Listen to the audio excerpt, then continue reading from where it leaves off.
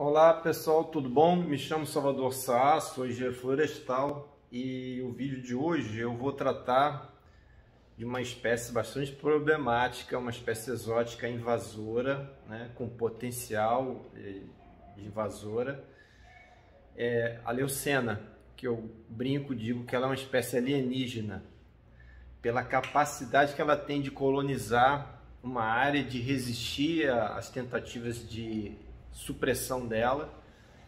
O problema é cada vez mais sério em várias áreas do Rio de Janeiro e do Brasil também. Bom, quem é a leucena? Bom, muita gente já sabe quem é a leucena, né? A leucena é uma árvore leguminosa da mesma família do feijão, do amendoim, do angico, do flamboyant. Ela é originária do sul do México, ali, América Central. E lá ela é usada para alimentação animal e até para alimentação humana. As pessoas comem a vagem verde dela com as sementes, com os feijões. Só que esse uso alimentício, tanto animal quanto humano, se a gente não for falar que o humano é um animal, a leucena tem um alto teor de uma toxina chamada mimosina. Ela está nas sementes e nas folhas. E essa toxina, ela interfere, ela reduz os hormônios sexuais masculinos e ataca a tireoide. E para complicar, essa toxina é passada para o leite dos animais. Os animais ingerem a planta e ficam com essa toxina no corpo, e essa toxina vai para o leite. E ela resiste à pasteurização. Então, é uma planta que tem que ter muito cuidado na alimentação animal, principalmente, que é o mais usado. Os animais não podem comer só leucena e nem por um tempo longo, tá? Ela é uma alternativa em situações de carência alimentar. É uma espécie perene, ou seja, vive vários anos, muito rústica, de um rápido crescimento, muito produtiva.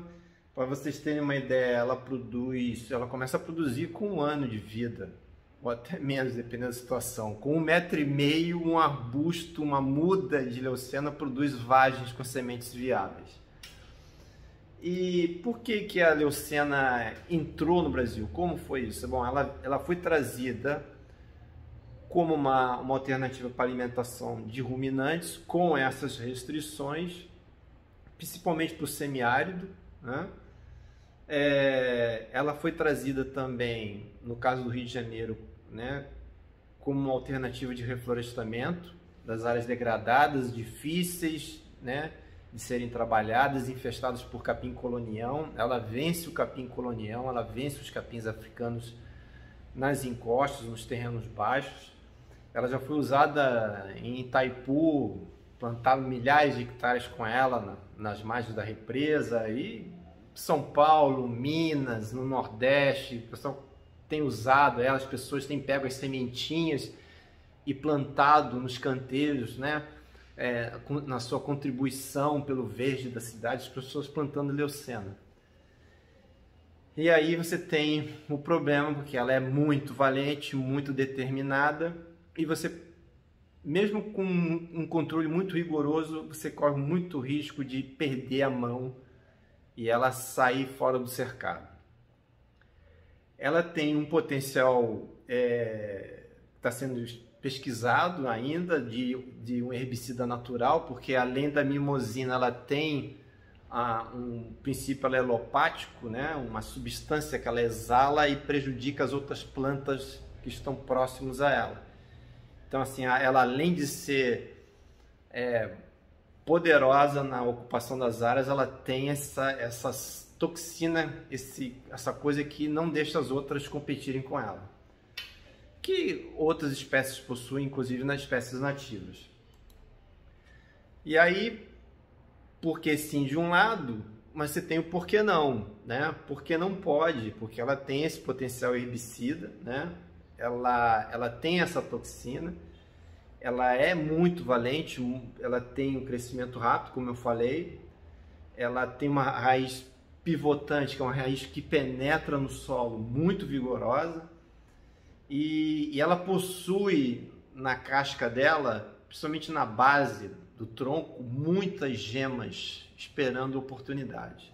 Então, quando você corta a leucena, brota um monte de ramos novos. Parece até é aí que a gente brinca assim, nossa, parece uma espécie alienígena. Você cortou um braço, nasce um monte de braços. Ela cresce em qualquer tipo de solo, ela se adapta, ela cresce menos no areal, como eu já vi na Rodovia do Sol, no Rio de Janeiro, uma área de restinga árida, ela crescendo lá com meio metro botando vagem, né? E a gente tem situações aqui no Rio, também terrenos úmidos, que ela cresce e vira umas árvores enormes, com os DAPs de 30 centímetros, de 40, de 50 centímetros. E ela se beneficia justamente da ação humana, quer dizer, além do homem ser um vetor, porque ele quer tê-la como uma alimentação, uma fonte de alimentação, ele atua como um vetor de introdução dessa espécie, ele atua indiretamente ou mesmo diretamente como um vetor porque ele a usa como reflorestamento, ele a usa até como arborização, né? Essas administrações do verde urbano que tem muita pressa, né, de plantar e crescer as árvores, vamos plantar para crescer logo essas árvores. Aí já vi gente plantando leucena, né, no passado, né, as árvores estão enormes hoje. E você tem leucenas usadas em áreas de reflorestamento que depois são escavadas para extração mineral, e aí esse material, às vezes material de aterro, é jogado nas áreas para aterro e vão com as sementes, né? Você tem as vias expressas, são vias de disseminação da leucena, né?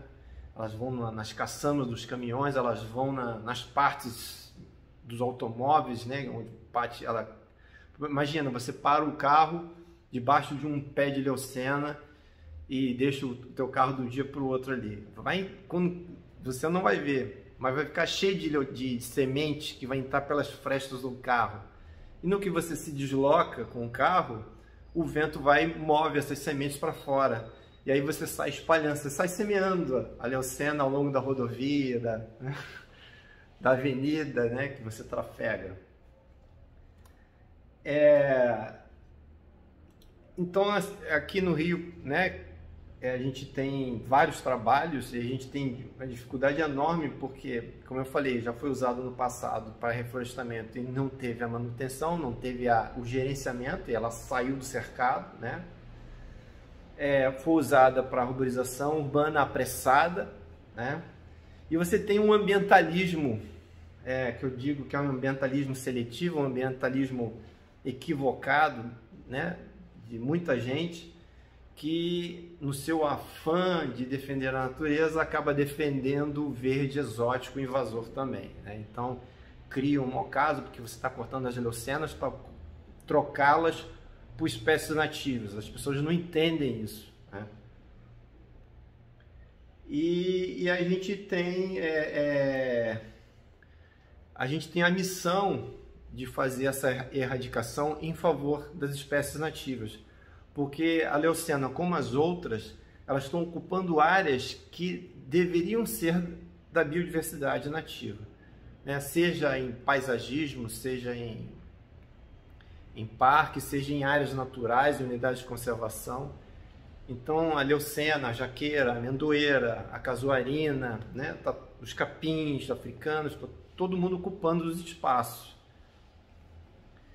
E a gente tem aqui no Rio de Janeiro vários trabalhos de erradicação da leucena. E nesses trabalhos,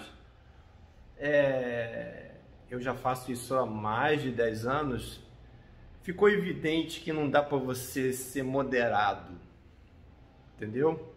Porque existem algumas especificidades do combate da leucena.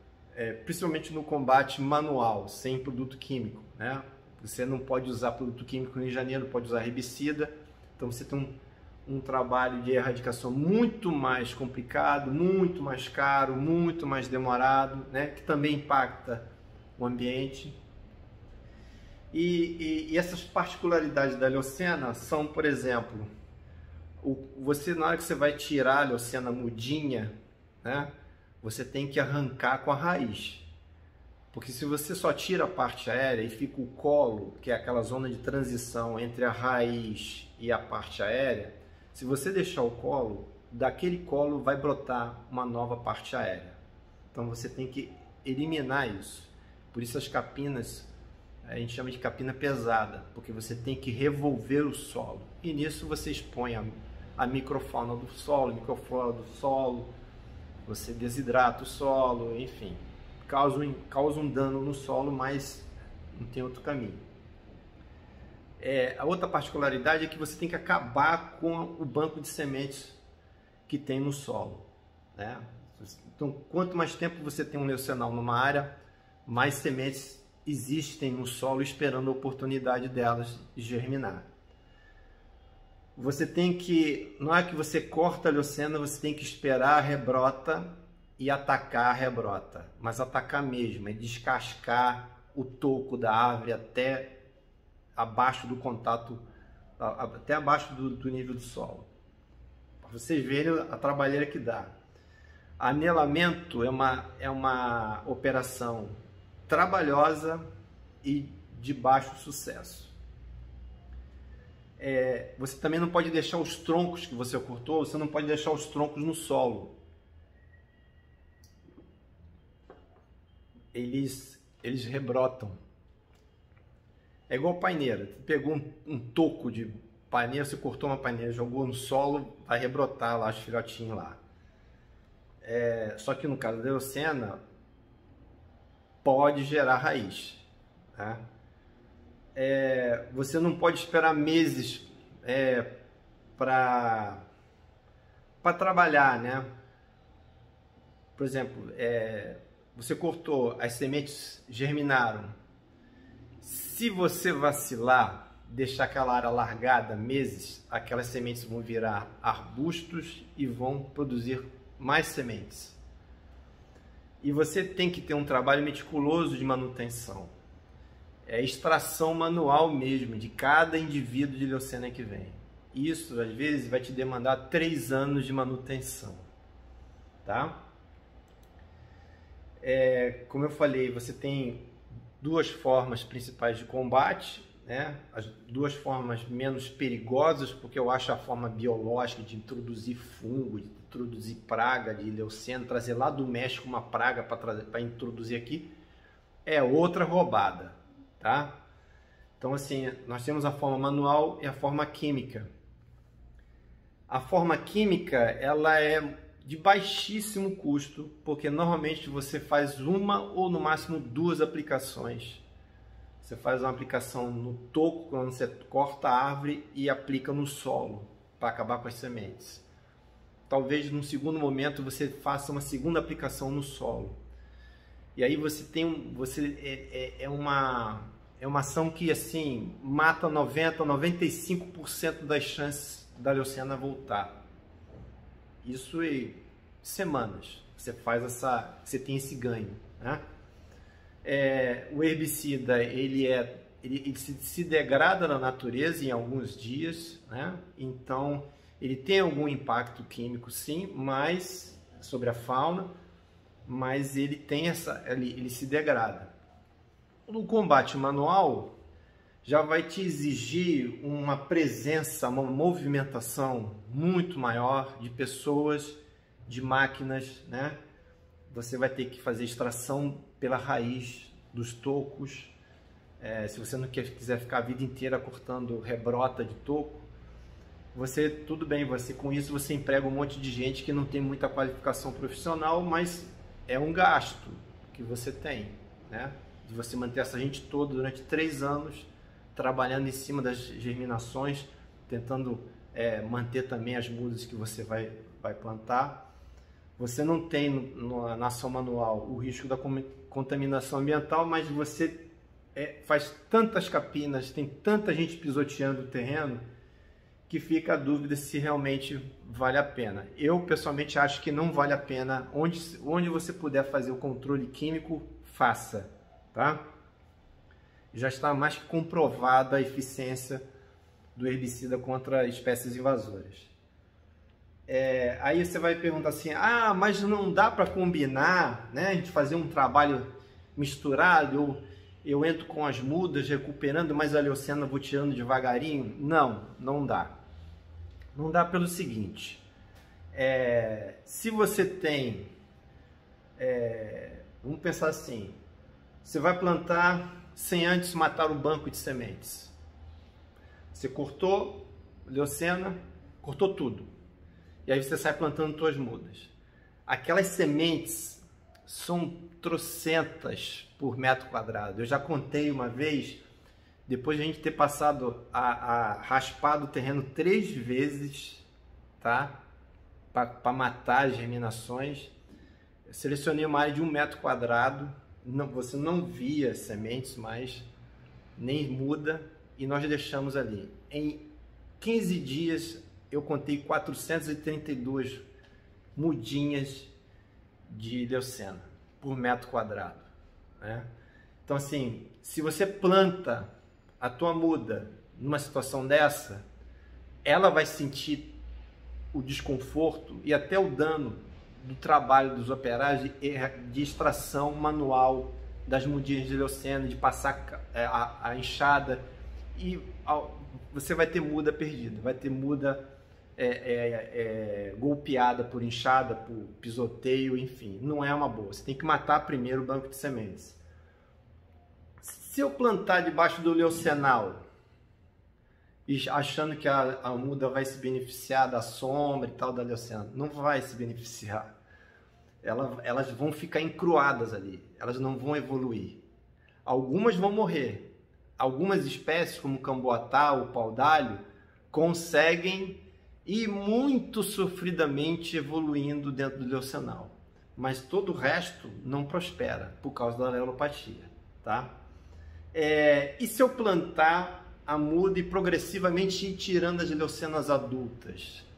Também não vai dar certo, porque nessa movimentação de cortar as árvores, cortar os troncos, cortar em toras, movimentar a galhada e tudo, você destrói todo o plantio que você fez. Pense nisso, tá? Então, a gente não tem outra saída, senão a erradicação da leucena do local onde você quer fazer a recuperação ambiental, tá? Então, assim, você tem as dificuldades do combate à infestação de leucena, você tem o custo alto da opção manual, o custo baixo da opção química, com algum impacto, né, biológico, mas que é superado, porque você não vai fazer aplicações regulares, você vai aplicar só naquele momento, tá? Você tem dificuldades por ser, no caso aqui do Rio de Janeiro, são áreas dentro do meio urbano, margem de vias, encostas, em cima de boca de túnel, né? Em terrenos particulares, que as pessoas têm medo de cortar, medo de tomar uma multa, né? Então, assim, na área urbana você ainda tem mais dificuldades nisso, né? Você, em alguns locais, você tem entraves legais, as prefeituras, os governos não entenderam ainda a necessidade de erradicação, de facilitar a erradicação dessa espécie, então cobram taxa de corte de leucena, né? Exige compensação ambiental para você cortar a leucena.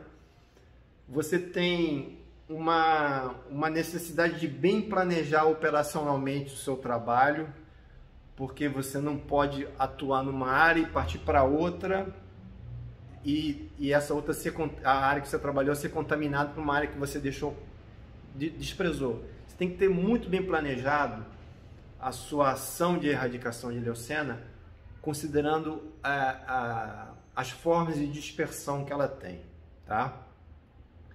Você tem, por final, você tem a dificuldade que muitas pessoas possuem de entender essa missão ingrata, que é você cortar a árvore para plantar a árvore. Na verdade, você está cortando uma espécie perigosa para a biodiversidade e está favorecendo a biodiversidade.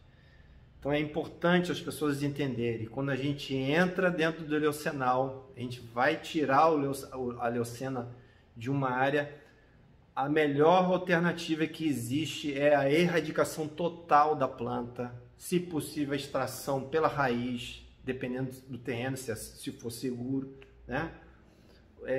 A ação química se der, porque é uma espécie que inviabiliza qualquer trabalho de recuperação ambiental se ela tiver chance de reinfestar a área, tá? Então é isso que eu queria passar para vocês, algumas das minhas manhas e experiências com Leucena. A gente tem várias empresas trabalhando com isso também, não estou inventando a roda aqui, tá? E espero que esse vídeo seja divulgado para que a gente possa, né, construir uma consciência a favor da erradicação dessas espécies exóticas invasoras. Tá bom, pessoal? Agradeço aí, já tem 20 minutos, haja paciência, desculpa aí, tá? Um abraço.